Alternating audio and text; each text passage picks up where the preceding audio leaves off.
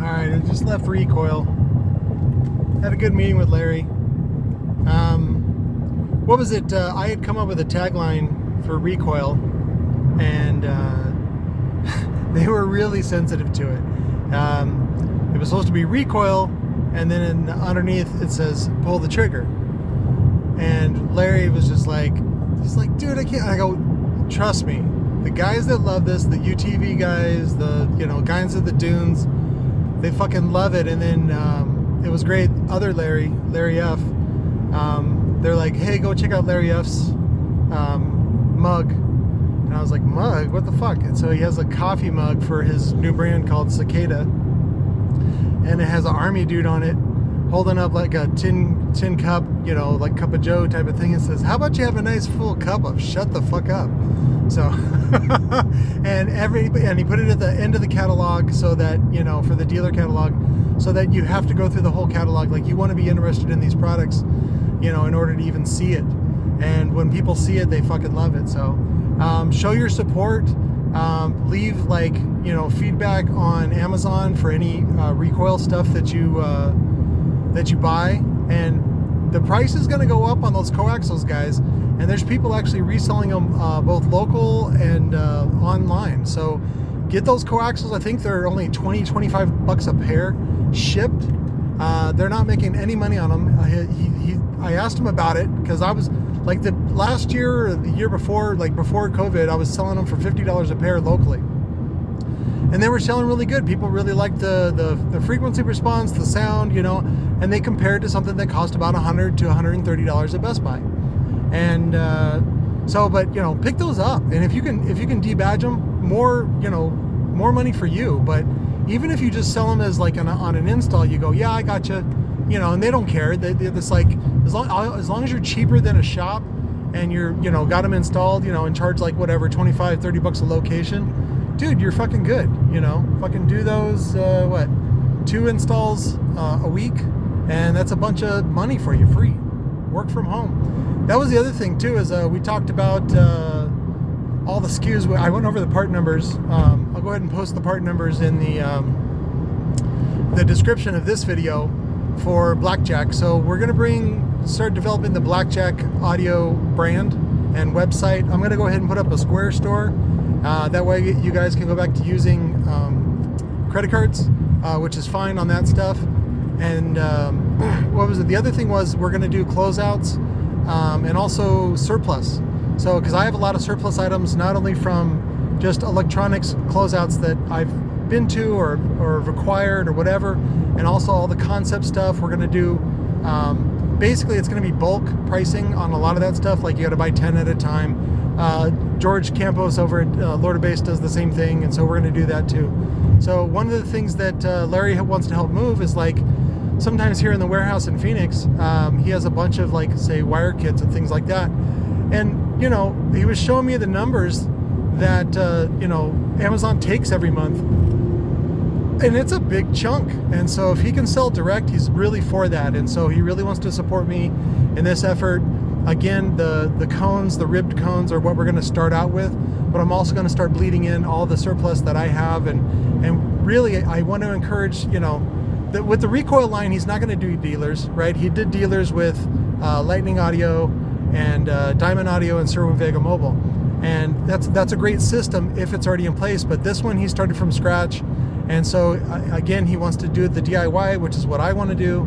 I really think that that's a much larger market. I think there's way more dudes working out of their homes than there is, shops, and we don't want to have those requirements like when you set up a commercial account with Metra, where they're like, make sure you send us a picture of your commercial location, and you have to buy $1,000 worth of shit and all this other stuff. And then come to find out, they're undercutting you either on their website or on Amazon anyway. So you're not really a dealer. You're just another sucker for that brand. And then you got to find other people to trick to buy that brand. And so one of the things that we're going to be doing with the BlackJack audio brand is what's called minimal branding. So we want to have a brand on there or associated or whatever, but it will be easily removable. And so that way there is a little bit of build for the BlackJack audio brand, but mostly it's for you guys so that you can debadge it and then flip it for a lot more.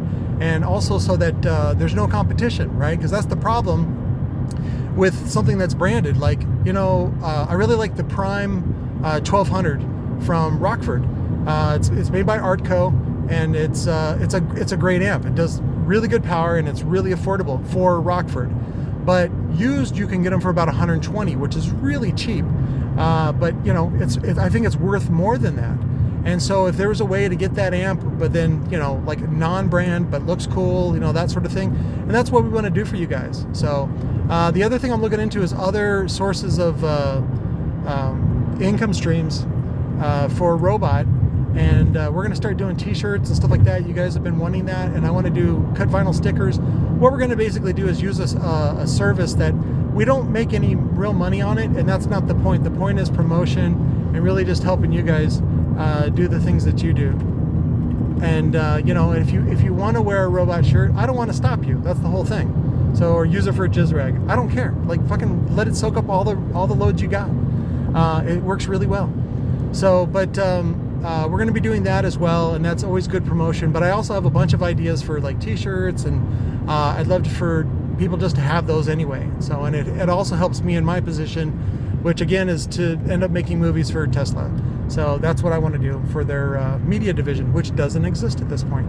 So, but yeah, why do you think Elon's work on Neuralink? He wants you to be driving, and your neural responses program the car and the AI, man. That's the whole thing. He's got this thing fucking wired, but you got to develop this out, and it's it's 5-10 years away. So, but court yesterday did not go well for me.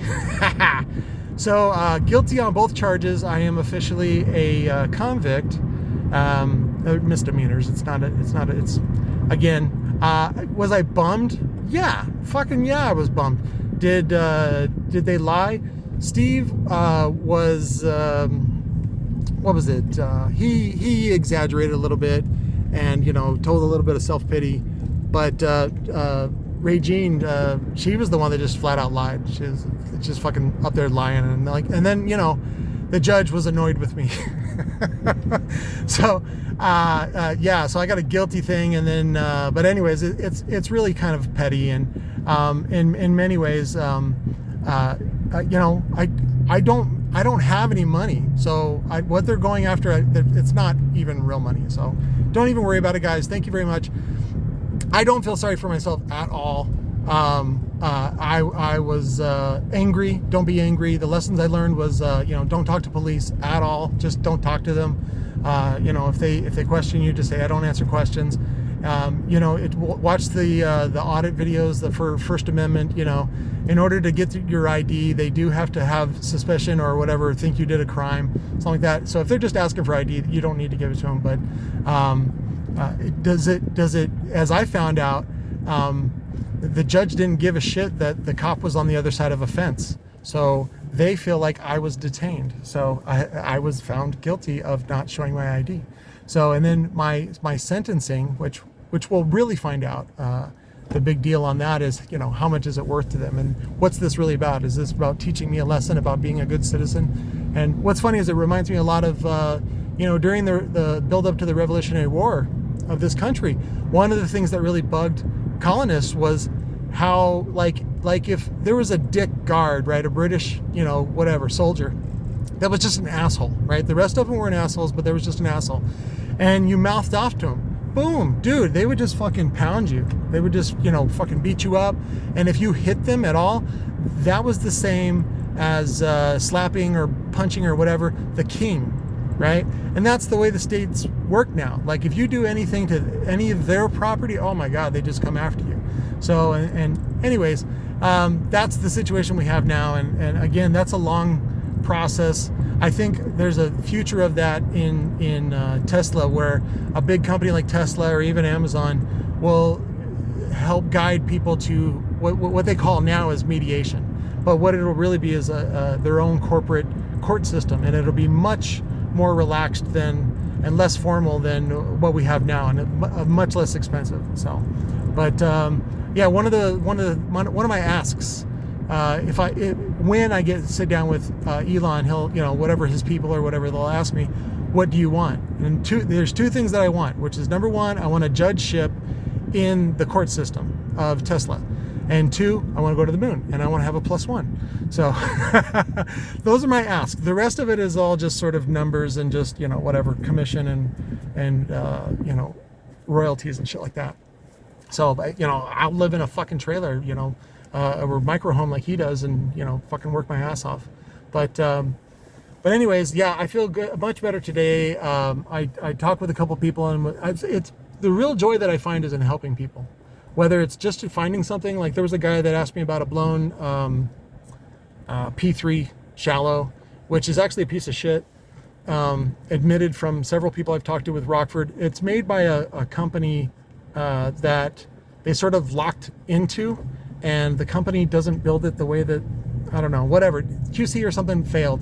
But if you're looking for a slim woofer that's made by Rockford, or, you know, whatever, marketed by Rockford, the R2 series, the R2 Slims, sound much better, and they perform great. They don't handle as much power, but they perform really great, and they're great shallow woofers. And typically, this was, gosh, 3, 4, even 5 years ago, they were still selling them. You can pick them up on Sonic for like $50 each shipped, but check on those prices. But yeah, if you got a P3 shallow, it's a piece of shit. Get rid of it. And then, of course, if you go back to a dealer or something like that, they're like, well, if you're really cool, then you have to buy the T1, which I think is like $800 or something for their fucking Neo shallow. But anyways, I think there's a bunch of other stuff I wanted to talk about. But check out my Instagram, instagram.com/robotunderground. And then there's a 5-stack that I'm working on that people wanted to work on, but it's a junior series. It's the smaller magnet size that we got from Volcano. But I made rent. Thank you very much for your support on that. And I hate asking. That's not what I want to do. And that's one of the reasons why, to support our church, I don't want to ask for donations. That was one of the biggest things when I was staffing at Omega Vector that I hated. That they'd bring out, you know, the basket and ask for donations, and then they'd say, oh, we got coffee mugs and all this other bullshit. And like, really what I want to do is just give you something that you want in the first place. And the best way to do that is with custom stuff.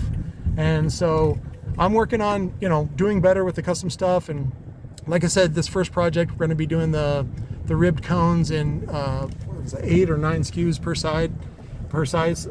You know, no stitch, orange stitch, yellow stitch, white stitch, all that stuff, blue stitch. But I gotta go to the bank. I love you guys. I will talk to you later. Send me your questions. I will do my best to answer them in videos or mostly just in text.